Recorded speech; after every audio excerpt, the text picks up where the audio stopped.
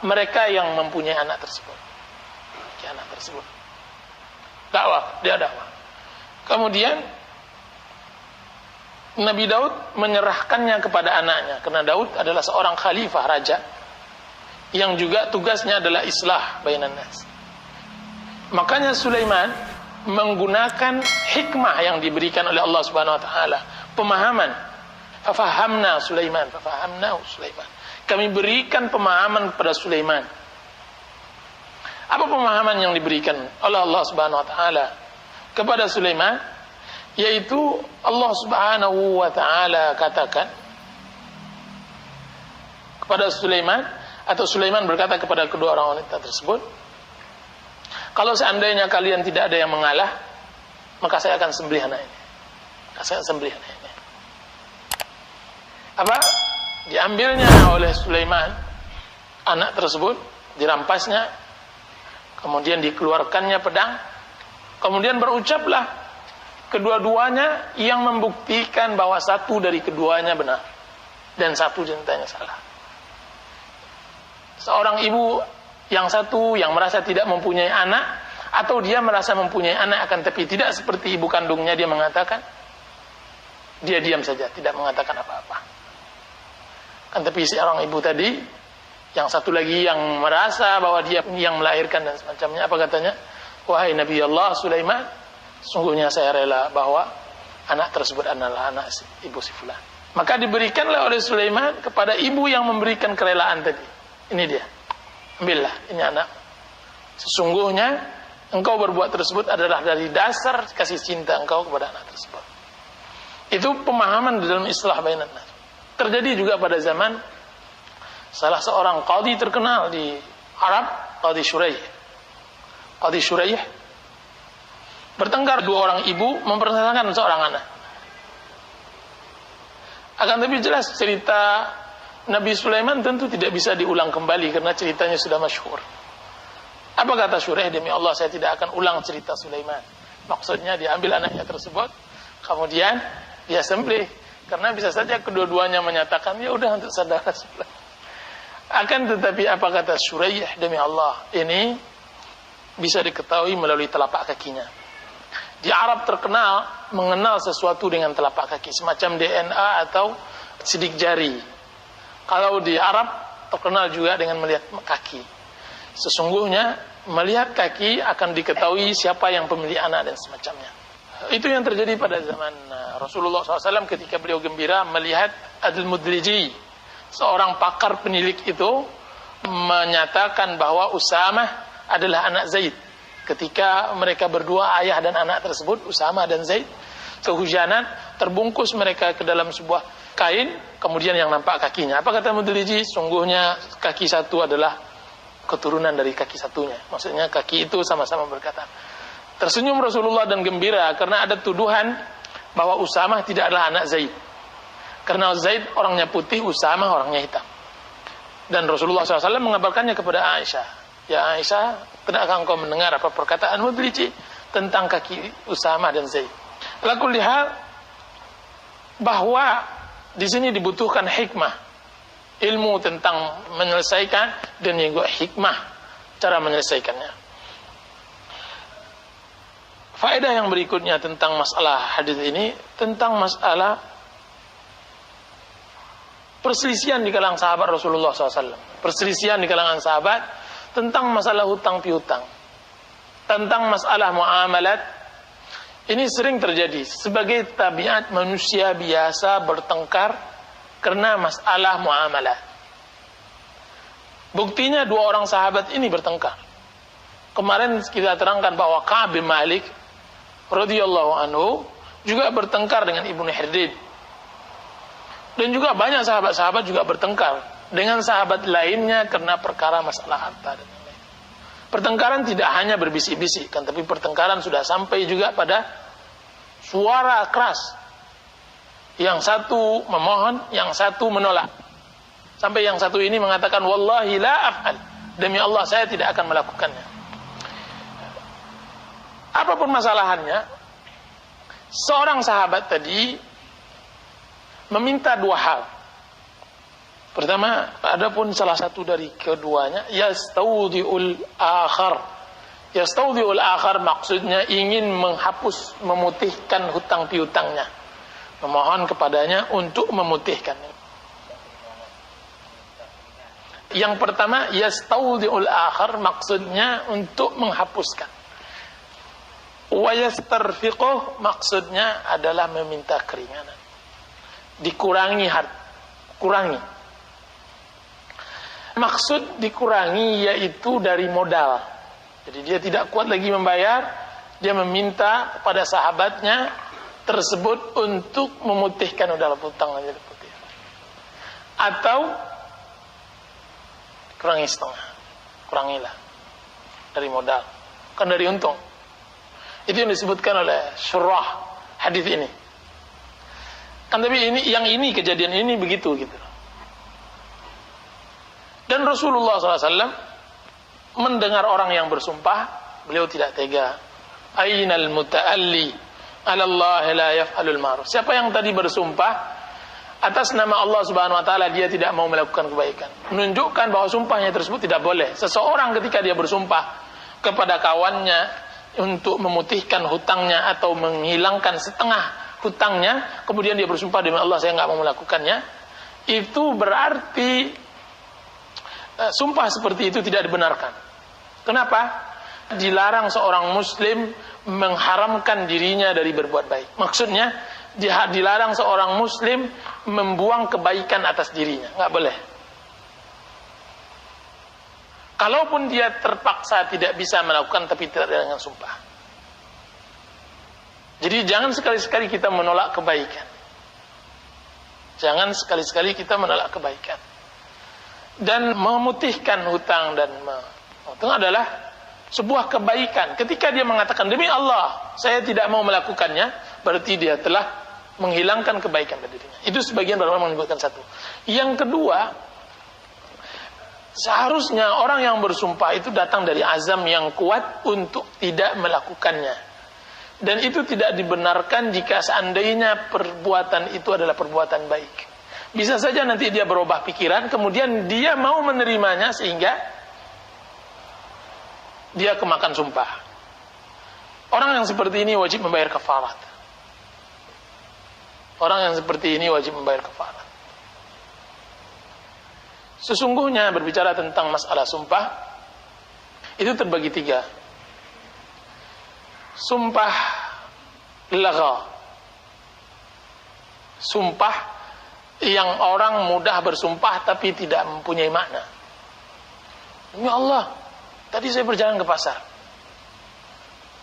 Demi Allah, saya tadi melihat burung.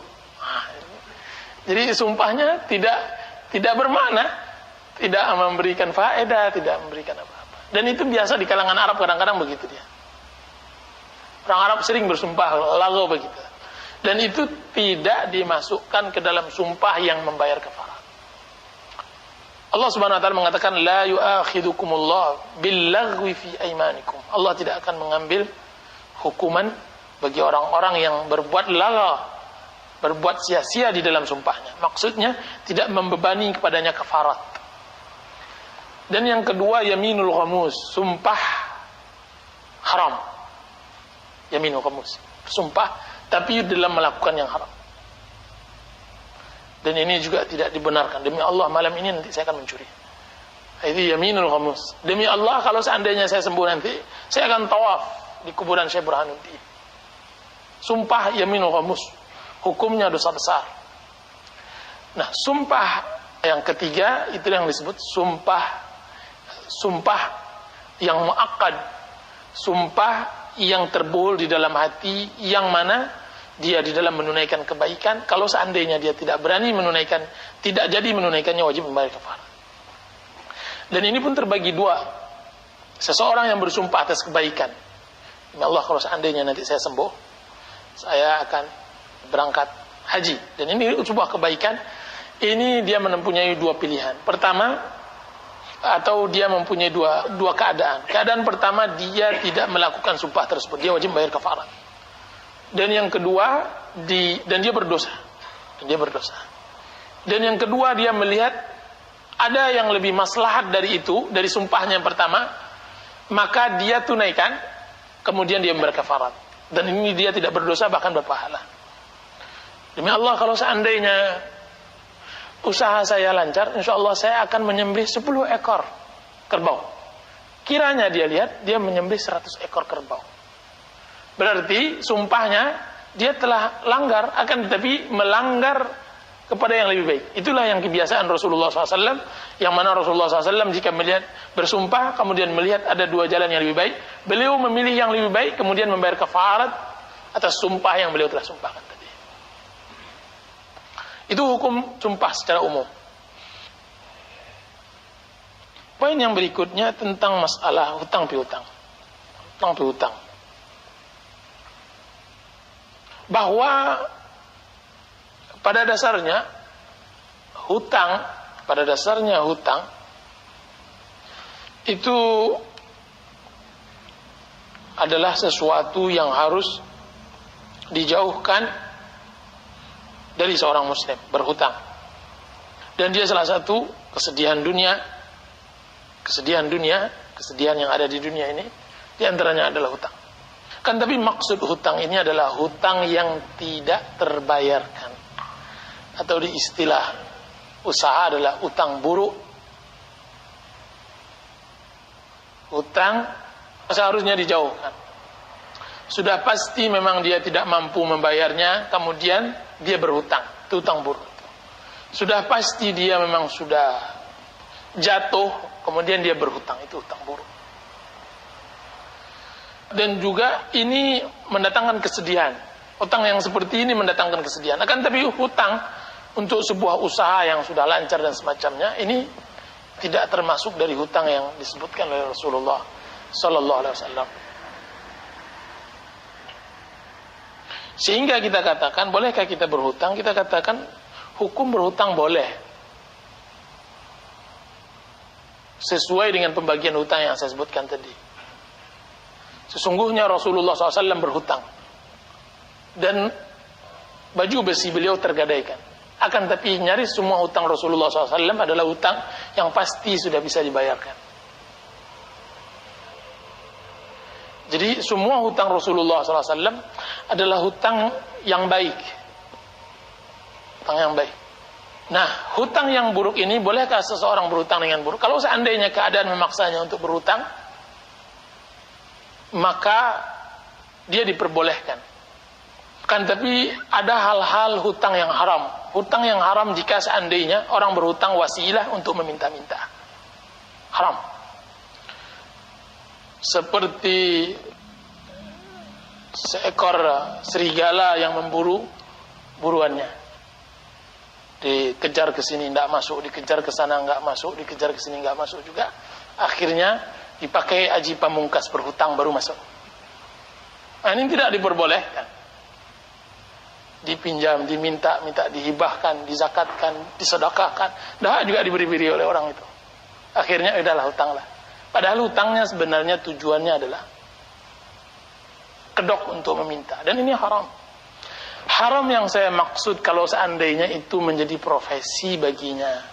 Kalau seandainya itu dia terdesak karena keadaan, maka tidak jadi haram. Karena dia masuk ke dalam pintu darurat, jangankan berhutang. Untuk meminta saja dia berhak. Jangankan berhutang, untuk meminta saja dia berhak. Akan tetapi hutang yang disengaja seperti ini, ada tiba orang hutang-hutangnya berlimpah ya, tapi tujuannya sebenarnya adalah itu. Itu adalah lebih buruk daripada minta-minta. Karena dia menjadikan sarana yang baik untuk sarana yang buruk. Di sini ada seterangkan tentang adab berhutang. Terangkan yang pertama, adab berhutang. Pertama, hutang tidak boleh mendatangkan keuntungan. Maksudnya bagi yang menghutangkan. Rasulullah SAW mengatakan, kullu dainin jarra naf'an fahuwa riba. Setiap hutang yang mendatangkan manfaat, maka dia riba. Tidak boleh menguntungkan. Menguntungkan di dalam segi madi, secara materi, saya kasih utangkan engkau 1 juta, tapi beri saya 1.100.000 tahun depannya. Tidak boleh. Atau secara maknawi, saya hutangkan kepada engkau 1 juta, tapi tolong anak saya loloskan. Itu maknawi. Itu kedua-duanya haram dan itu riba. Makanya Rasulullah SAW melarang hutang dengan jual beli. Nah, Nabi SAW anil bay' wad dayn. Makanya dilarang jual beli dengan hutang. Saya hutangkan kepada engkau, tapi tolong jualkan mobil engkau kepada saya. Tidak boleh.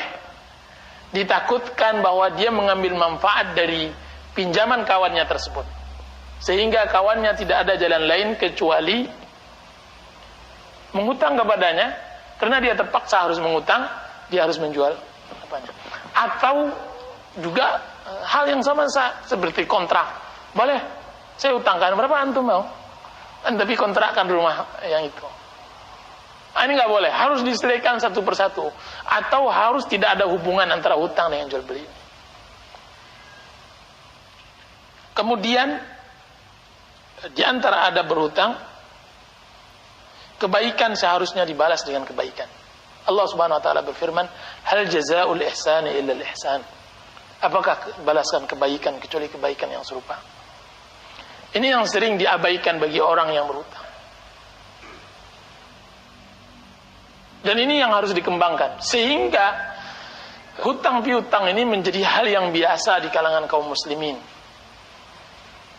Karena berbedanya antara hutang piutang dengan jual beli, berbedanya dari dasar hukumnya.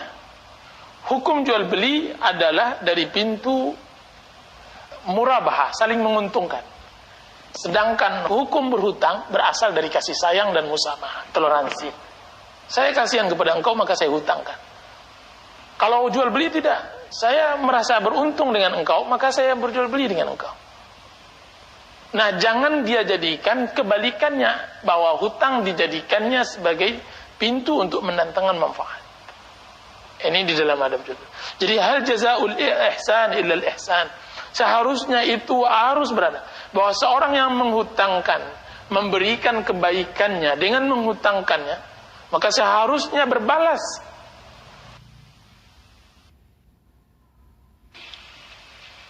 Hadis 256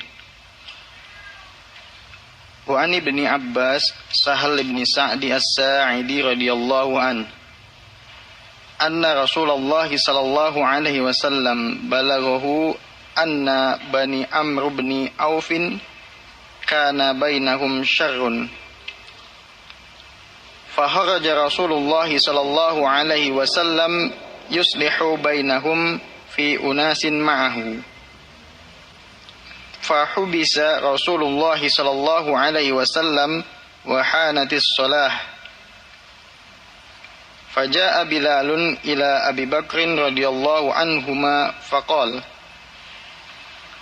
ya Abu Bakrin inna Rasulullah sallallahu alaihi wasallam qad khubisa wa hanatis salatu fahal laka an ta'umman nas qal na'am in syi'ta fa aqama Bilalus salah wa taqaddama Abu Bakrin fakabbara wa kabbaran nas